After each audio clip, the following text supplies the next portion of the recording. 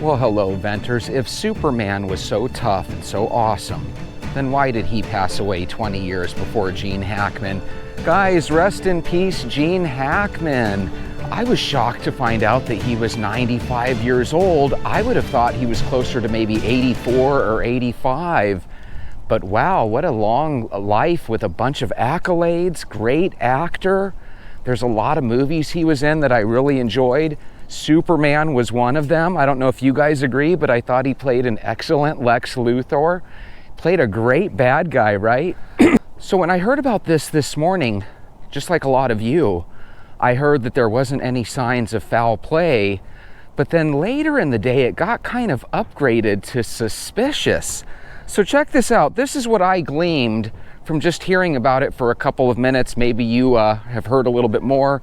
If you have, let us know down in the comments below. But apparently he was found dead along with his wife, Betsy Arakawa, and their dog.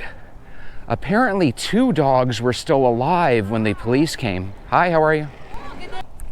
Some people have speculated that maybe it was carbon monoxide poisoning because, you know, they don't really look like they were attacked or there was any foul play. But apparently there's no sign of a gas leak or any type of carbon monoxide source for that to happen. Apparently they perished in different rooms, which makes it really kind of crazy. Apparently next to his wife's body there was an open bottle, a prescription of some sort, and there were pills strewn about. I'm wondering if maybe the dog went over out of curiosity and ended up eating one of those pills. So I don't know if we're gonna find out that one of them had an accidental overdose. Maybe the dog ate some of the medicine and passed away as well. Apparently the wife was bloated. Her hands were in a mummified state. So apparently they had been passed away for quite some time. So this is gonna be one of those that we're gonna hear a lot of rumors and a lot of juicy gossip about. I wonder what the heck it was. Some people were even talking about witchcraft and stuff, because I guess in New Mexico, there's a lot of stuff they do on witchcraft.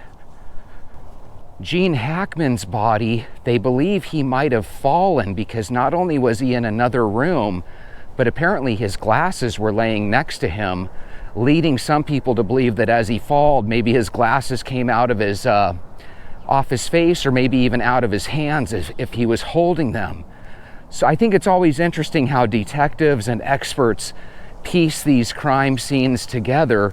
I wish they could give us more, and the truth is they probably will be giving us more in the upcoming days. Hey, in Arizona where I live, one of our lakes, I don't know if it was Lake Pleasant or what, but we had a gentleman that came down, and apparently they had the boat going, and he, his wife, and his mother-in-law all passed away in the boat from carbon monoxide poisoning. So even though this one might not be carbon monoxide related, carbon monoxide definitely takes a lot of people each and every year, not only in this country, but across the world. Supposedly the maintenance workers found them 2 weeks later. They say they hadn't seen them for 2 weeks. Somebody said that they had heard a phone call, apparently made to 911 by one of the maintenance workers, where they were looking through a front window, but then at the same time, apparently the front door was unlocked or ajar. If it was open, then you figure the maintenance workers would have just kind of went inside. And also, if Hackman and his wife were gone for a while, you know, passed away, you figure the body would start stinking a little, because they even said that his wife's hands were kind of like in a mummified way, like rigor mortis had totally creeped in. One of the YouTubers I was watching brought up the idea that maybe this has to do with Jeffrey's list that they're constantly talking about, that now that Trump is president, they're going to start telling everybody what's on that list and who's on that list. And they were bringing up the idea that maybe Hackman and his close associates are on that list and stuff. I think when you're 95, you don't really care about those things anymore. But this definitely sounds interesting. Wouldn't it be crazy if it ends up being something to do with witchcraft?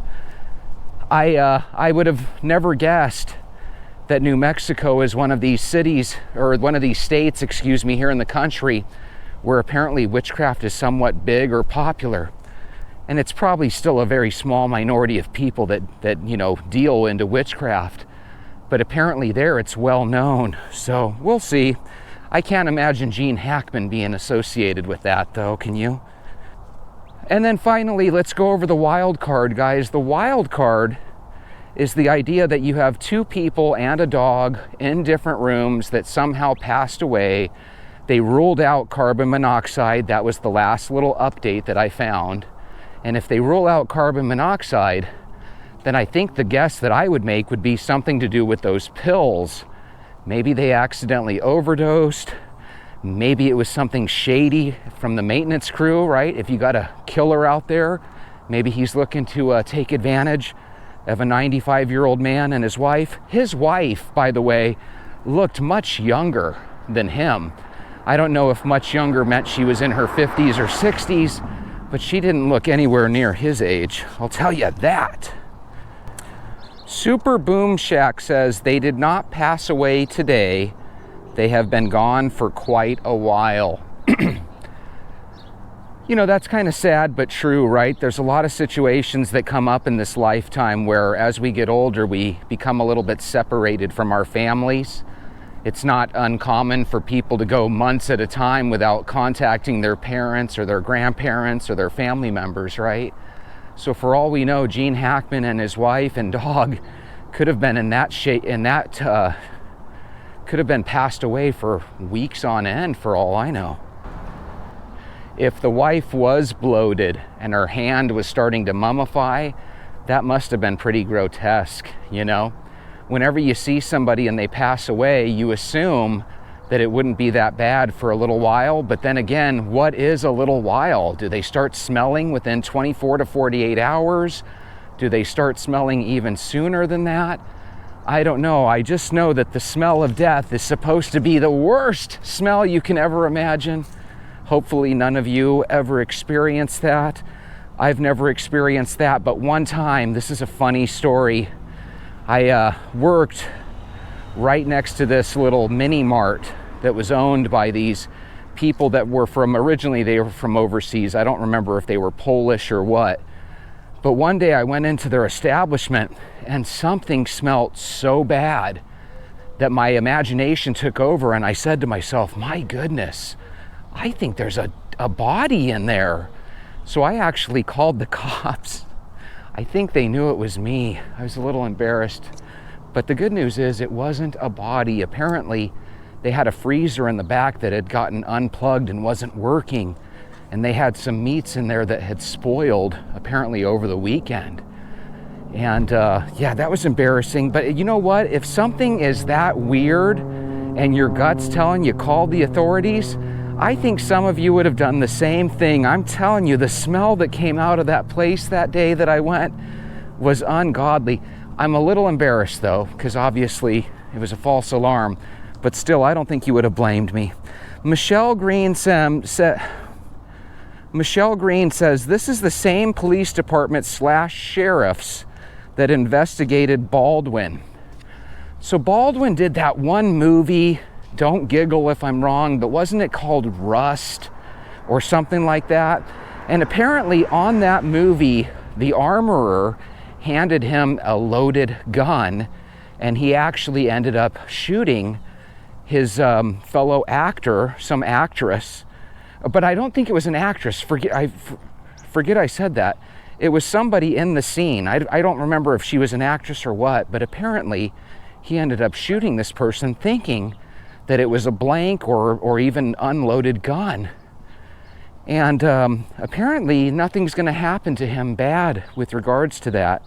I don't think he's going to go to jail or anything. But I don't know, does that make you guys lose faith and confidence in their police department down there? You think that something bad could happen and they'll never be able to figure it out because they're so inept? Sometimes in the movies, the small town sheriffs will call in, the feds, and the feds come down and, they solve the crime. I wonder if this is going to be one of those things where they try to call in, whether it be the state or federal. I wonder if they're going to try to call some more people to help them get to the bottom of this. This happened in Santa Fe, New Mexico. You know, Santa Fe seems like one of those places that you could drive through and never think, oh my God, Gene Hackman lives here.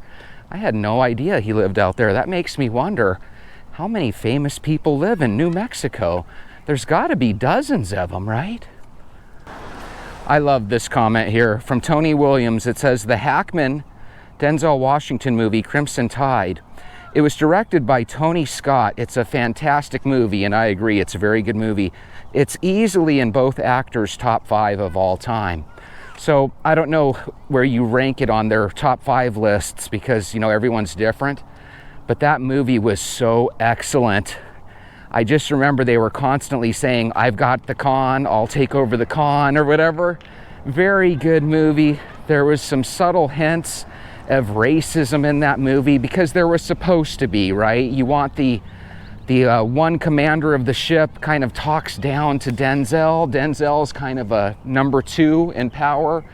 But then by the end of the movie, for whatever reason, I think they're ready to go into nuclear war or something.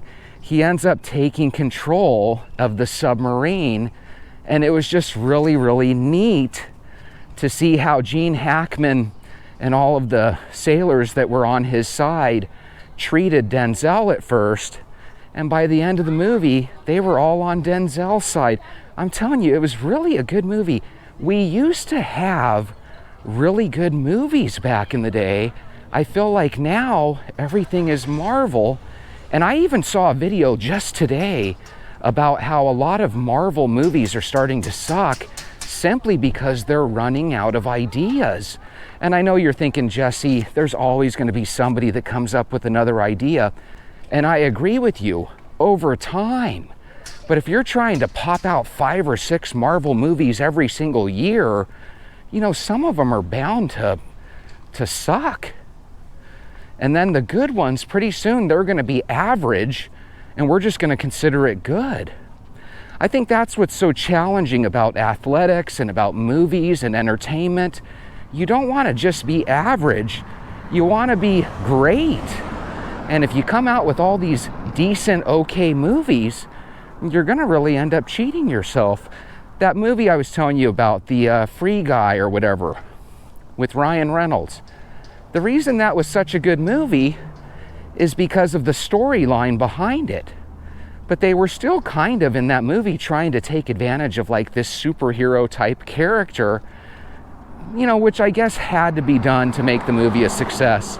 But man, we really need to start getting some movies that go back to reality instead of, you know, a superhero all the time. That shit's getting old. Alpha Proto says 2 people and a dog don't just pass away. It's very suspicious. Alpha, I agree with you. It is. And I'm not just saying that because you're the alpha. I'm telling you, there is something a little weird about that. I'm kind of surprised that the dogs didn't decide to like eat them. Because I was always told, again, by YouTube videos, I was always told that dogs and cats, after a couple hours of you perishing, if they're locked in a room with you, they will start nibbling and eating on your body, whether they love you to death or not. But I don't know if that's true necessarily, because here was a situation where supposedly 2 dogs are alive and well. The third one passed away. They probably just all overdosed on some pills, allegedly. Caesar Augustus says the fact that they were found not in bed together but in separate rooms with pills present and the dog ... bruh. That's my favorite part of that, ... bruh. That is suspicious.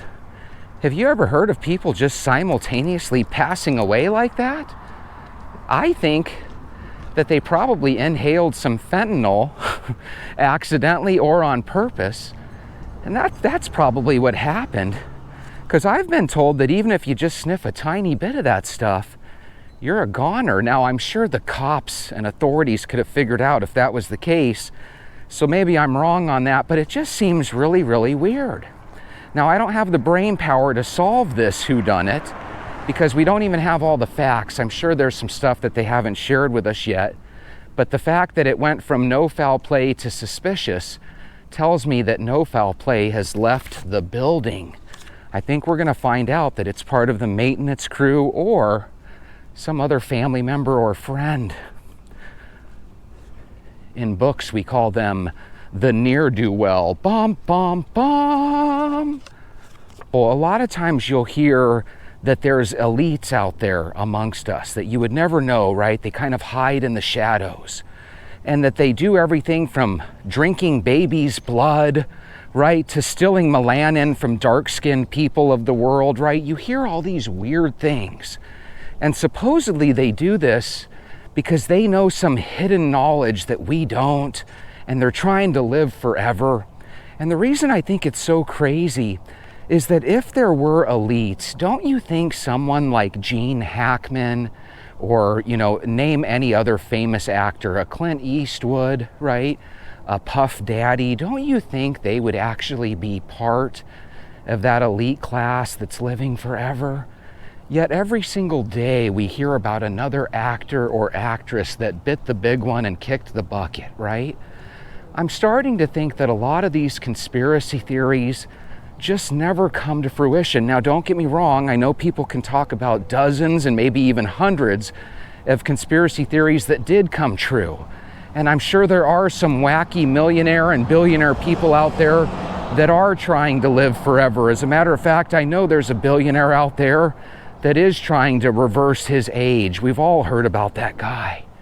But I just don't think that being a movie star or making millions of dollars, I don't think any of that is going to guarantee that you stay young forever. I'm forever seeing him as Lex Luthor, or that commander on that submarine in the movie Crimson Tide, right? The general, or whatever the heck their name is, right? I'm picturing something like that. I'm picturing him in his younger days. Who would want to live to be 125 or 150 if you had to do it looking like a 90 or 100-year-old human being? You know, if they could somehow capture our youth so that we're like, you know, the age of 30 for the next 150 years, you know, then maybe it sounds a little interesting. But considering I don't think that's ever going to happen, I think we need to lay these conspiracy theories about elite people doing weird things to live forever at our expense. I think we need to let that stuff go. That's even bleeding into the alien talk. How many times have you, in the recent past, just over the past year or two, heard about aliens harvesting our souls? Golly, I've been into aliens and UFOs forever. I never heard that stuff 15, 20 years ago. It's like we come up with new stuff as we keep moving forward. It's bizarre, but at the same time, it's fun. It's what makes us humans. Humans, we're weird. We're not like the other animals. We love stories. We love conspiracies. But I think when it comes to Gene Hackman, I think he was just an actor that was an excellent, talented actor. And I'm always going to remember him in the roles that he played. I'm not going to remember him as the guy that bit the bullet on the floor of his house in New Mexico, you know? And although I think there's a chance that it is suspicious, let's hope that it's just something that happened naturally, as crazy as that sounds. Sometimes we don't need there to be a bad guy. Wouldn't it be great if he just kind of maybe accidentally overdosed or something at the age of 95, you know, like he actually enjoyed his life? I'd like to think that that's the case, because otherwise people would never try to make it to 95. I'm still amazed at how old he is. Like, holy moly. That's something to be really proud of. That's impressive. If the average American male lives to be, what, 75, 76, and he's living 20 years beyond that, that is a Superman for you, to be honest with you. I think we need to take Hackman away from the Lex Luthor placard and put the new placard of the actual Superman in that movie was Lex Luthor, Gene Hackman. So we salute you. So now here's the challenge I have for you, Venters.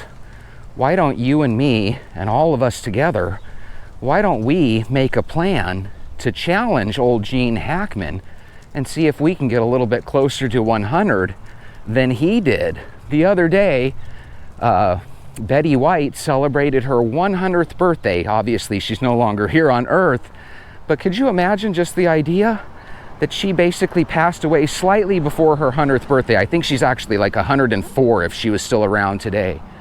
But my goodness, that is what we should try to do as human beings. We should try to live as long as we can and be as healthy as we can. And that's why I'm hoping that today and tomorrow, you'll join me on a walk. I'll see you tomorrow. Have a great night.